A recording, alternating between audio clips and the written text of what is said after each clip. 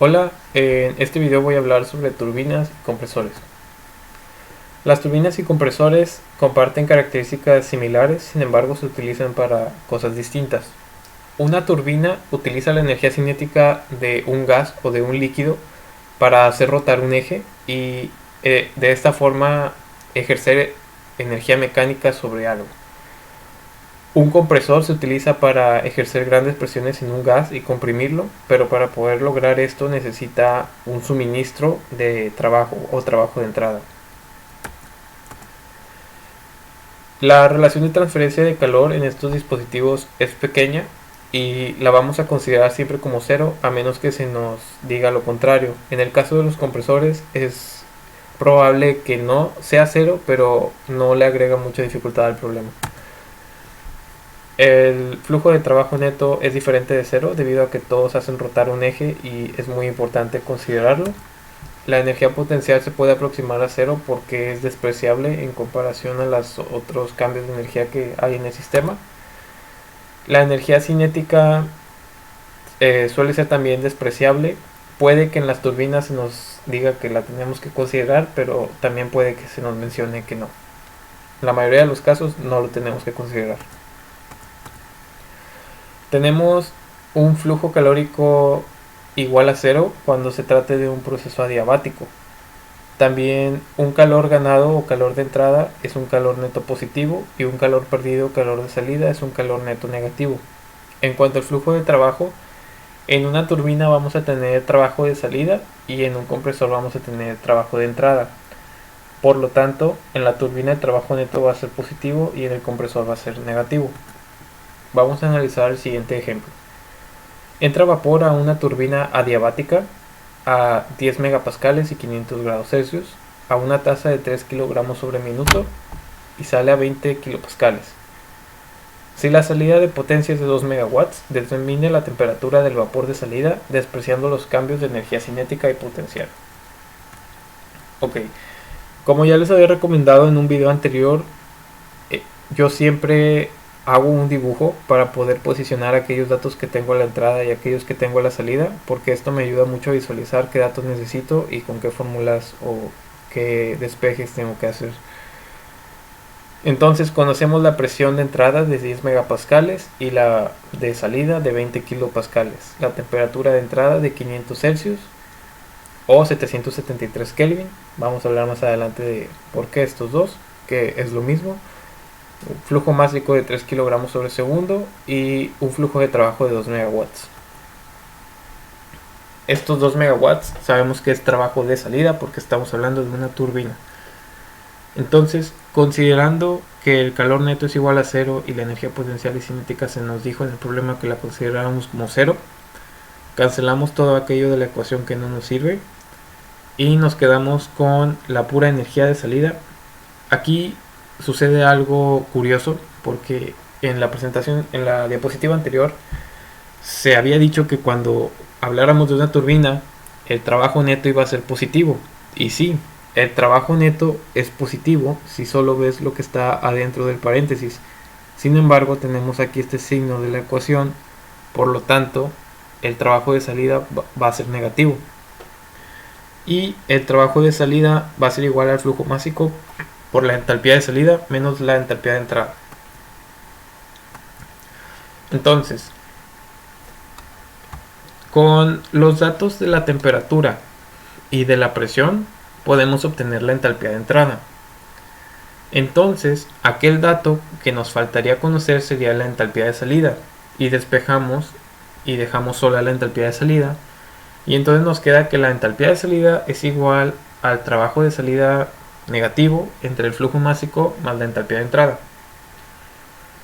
Para conocer la entalpía de entrada, revisamos en la tabla de presión de saturación cuál es la temperatura de la mezcla líquido-vapor correspondiente. Entonces, a una presión de saturación de 10 megapascales obtenemos una temperatura de 311.06 Celsius. Como la temperatura dada, que son 500 grados Celsius, es mayor a la temperatura necesaria para que fuese una mezcla líquido-vapor, se considera que es un vapor sobrecalentado. O sea, Para hacer una mezcla líquido-vapor se necesita que sean 311.06 Celsius.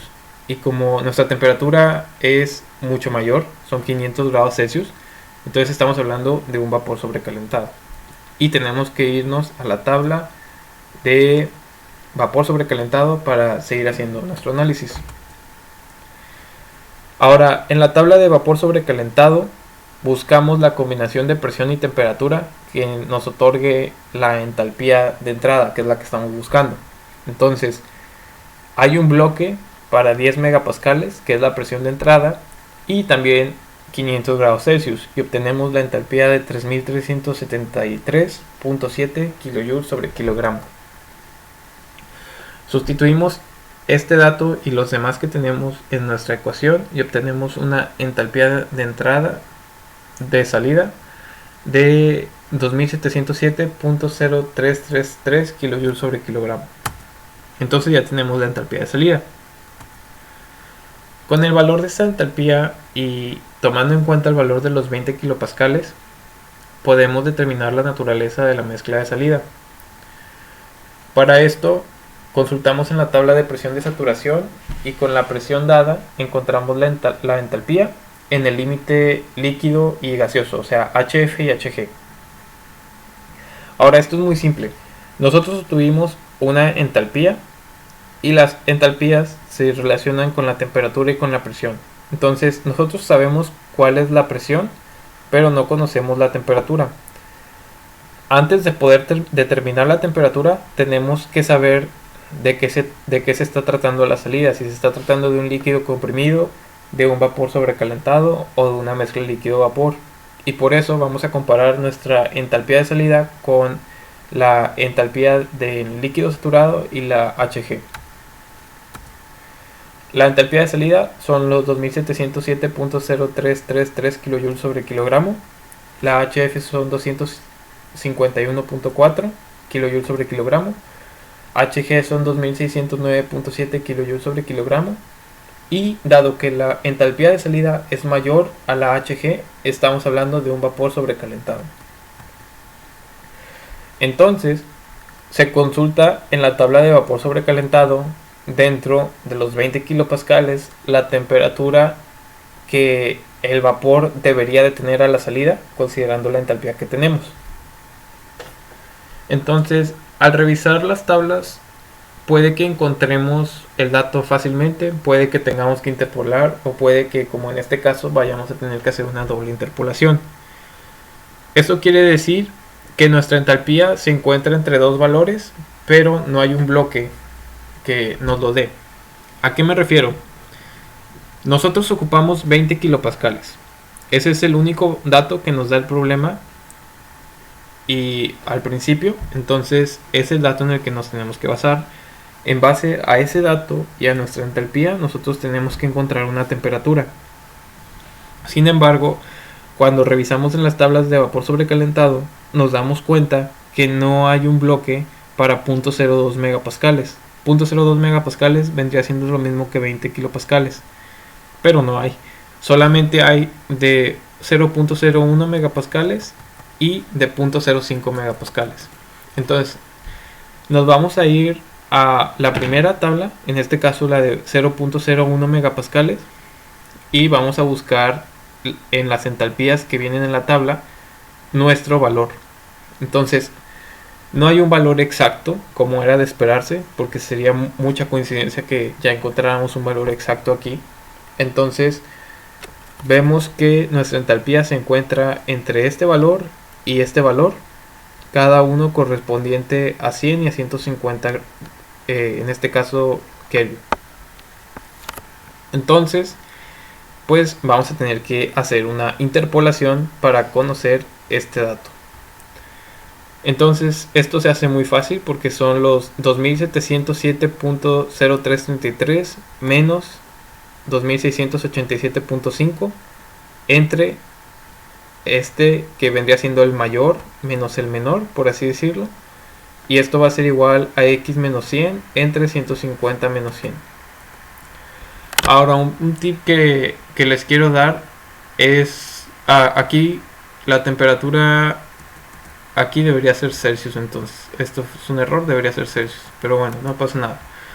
Un tip que les quiero dar es que al momento de interpolar, el término que tengan al final del numerador tiene que ser el mismo que el que tengan al final en el denominador. Entonces estos términos tienen que ser iguales y lo mismo aplica para este caso. De esta forma se pueden también ir dando cuenta si están haciendo lo correcto o si voltearon un dato. Hacemos la interpolación y obtenemos una temperatura de 110.2667 Celsius. Y eso ya sería nuestra respuesta si nosotros estuviéramos buscando para 10 kilopascales, pero no es el caso. Entonces tenemos la mitad de la respuesta. Ahora, en el siguiente bloque disponible tenemos una presión de 0.05 megapascales y entonces buscamos otra vez ahí nuestra misma entalpía de salida. Otra vez va a estar entre dos datos que ya vengan en las tablas. Hacemos la interpolación y obtenemos esta temperatura, 112.5681 grados Celsius. Entonces, nosotros tenemos la temperatura de salida si estuviéramos a 50 kilopascales y si estuviéramos a 10 kilopascales, pero nosotros queremos a 20 kilopascales. Entonces, 20 kilopascales o 0.02 megapascales está en el medio de los dos datos que ya tenemos. Este dato lo sacamos de la primera interpolación y este dato lo sacamos de la segunda interpolación. Hacemos nuevamente una última interpolación. Aquí pueden ver cómo este dato es el mismo que este dato, como les mencioné, y este dato también es el mismo que este dato, y obtenemos una temperatura de 110.8121 grados Celsius. Entonces tenemos ya la temperatura de salida del vapor. Y bien, eso es todo de mi parte por este video. Muchas gracias por su atención.